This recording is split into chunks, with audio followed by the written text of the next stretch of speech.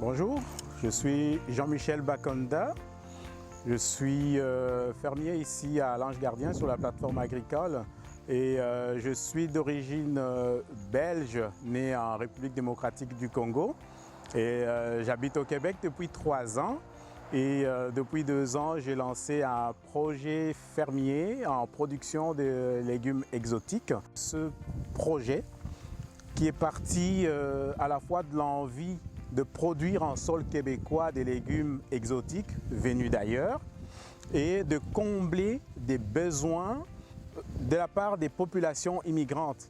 Parce que nous sommes partis d'un constat, 30% d'immigrants aujourd'hui sont d'origine subsaharienne. Ces personnes ont des besoins alimentaires spécifiques qu'ils ne pouvaient pas rencontrer à l'époque sur le sol québécois. Nous nous sommes dit, pourquoi pas le produire ici? Nous avons produit de l'amarante, ça fonctionne. Nous avons produit de l'épazote, ça fonctionne. Nous avons apporté de la morelle noire, ça fonctionne aussi, c'est très prisé. Nous y avons ajouté des épices, du piment fort, de l'habanero.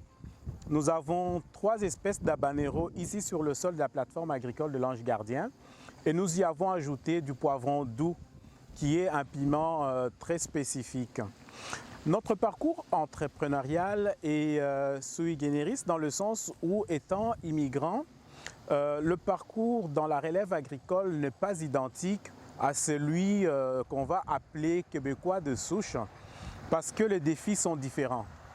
Mais heureusement, cela a conscientisé les autorités locales. Nous avons vendredi dernier, 20 septembre, eu la visite de M. André Lamontagne, ministre québécois de l'Agriculture, qui s'est senti très concerné par la problématique et certainement que les retombées vont arriver.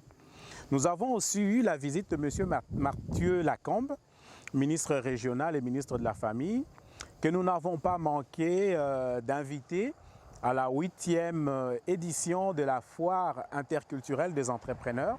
Cette foire a lieu chaque année au mois de novembre et cette année, ça sera le 17 novembre à la Maison du Citoyen à Gatineau, un lieu de rencontre exceptionnel pour les entrepreneurs qui permet de rencontrer aussi des organismes d'accompagnement. Nous avons bénéficié de l'accompagnement du réseau TAC dans la formation en création d'entreprises agricoles.